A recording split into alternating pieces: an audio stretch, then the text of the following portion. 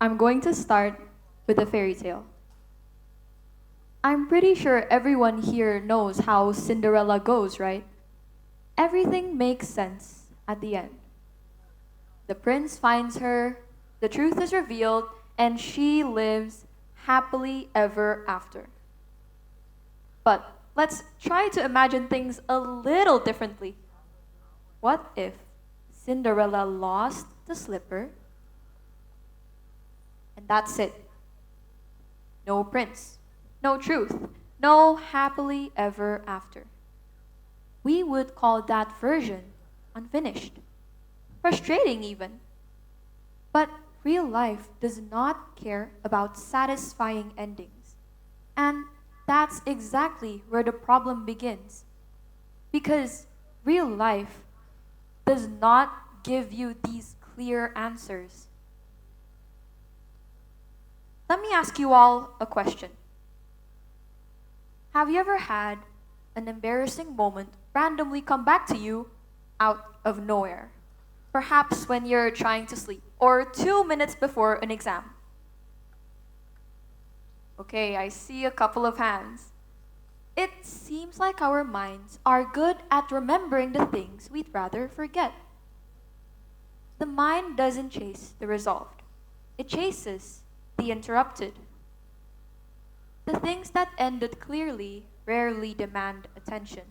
But the things that stopped mid sentence, the things that never got there happily ever after, those are the ones that keep returning. Which raises a contradiction. Logically, these moments shouldn't matter as much as they do, and yet they persist. So today, I want to explore our relationship with closure, why we search for perfect endings, and what happens if we move on without one. Think of your mind as someone who can't take a hint. The moment is already over. Everyone already moved on, but your brain still there, replaying it, analyzing it, as if there's something left to fix in a situation that's already ended.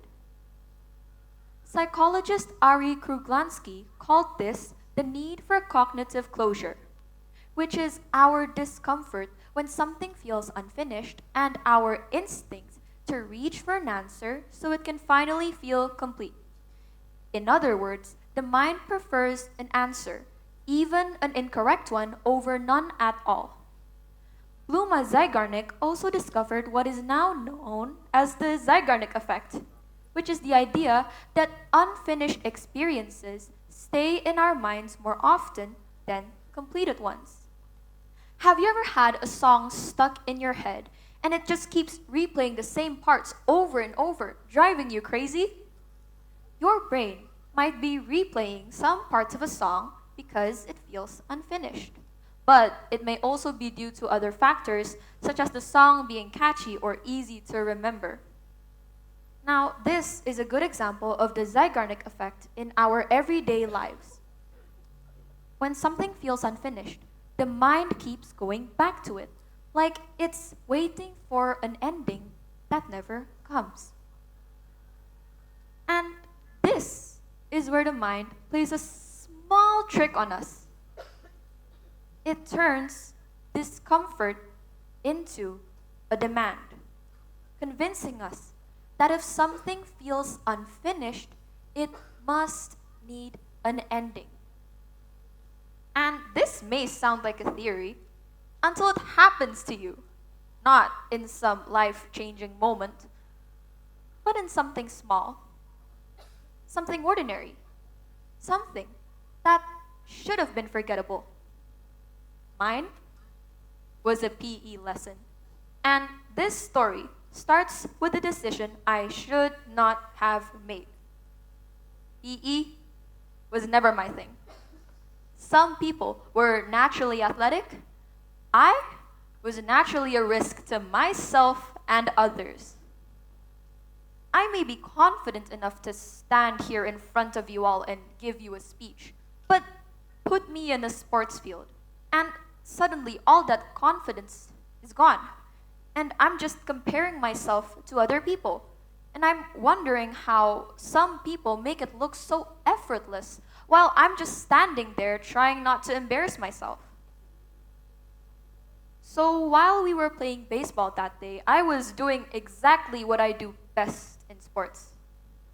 Standing in the corner and hoping the ball doesn't come near me. Unfortunately, our teacher had different plans. He started calling people one by one. Then, it was my friend's turn, and she looked absolutely devastated, to me at least. And I felt bad, so I decided to step in for her. I stood up and said confidently, "I'll do it, sir." Everyone looked at me in shock, then somehow in admiration. And for a moment, I believed in myself.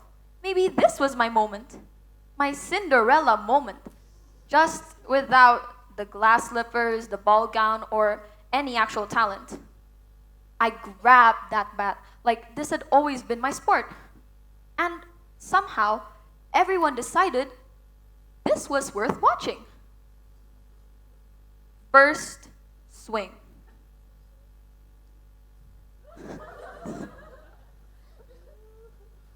Strike one. Second swing.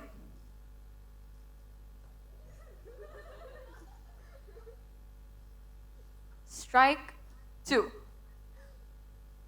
Third swing. Guess what happened? I struck out. None of you guys had faith in me? Wow. The teacher never gave me another chance. And for the next 2 weeks, my friends made sure I never forgot about it.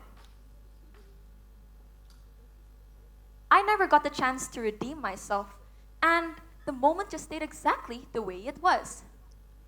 I just struck out. But what's interesting is that nothing about that moment justified the space it took up in my mind. It wasn't important, and yet it lingered. But what matters isn't why it stayed, it's how it stopped affecting me. I never got closure in the usual sense, but what changed instead was my response to it. In psychology, this is known as cognitive reappraisal, which isn't about changing the event, but how we perceive it. I want you to think back to that embarrassing moment from earlier. Are you thinking about it now? Now try to compare what actually happened to how you see it now. The event itself didn't change, but its authority over you did. And at the same time, there's something even simpler happening. It's called acceptance. Not fixing the moment, not figuring it out, just no longer needing it to make sense. You just let it exist without demanding a clear explanation or a perfect ending. And this suggests something slightly uncomfortable. Not everything that lingers is asking to be resolved. Some experiences remain because the mind expects an ending that never comes. And sometimes, moving forward is letting that expectation go. Maybe closure isn't the final answer we think we need. It's the moment the memory comes back and you don't feel the need to fight it anymore. So, the next time an embarrassing moment randomly comes back to you at 2 a.m. and you probably know what I'm talking about, maybe don't panic, because that feeling that something needs to be resolved isn't always true. Let's think back to our story of Cinderella. Maybe Cinderella didn't need the prince to come back to her. Maybe the truth didn't need to be revealed. Maybe the story only felt unfinished because we expected it to be finished a certain way. Ladies and gentlemen, this is the most honest thing I can say about closure. Maybe closure is not the moment everything finally fits. Maybe closure is the moment you realize it doesn't have to.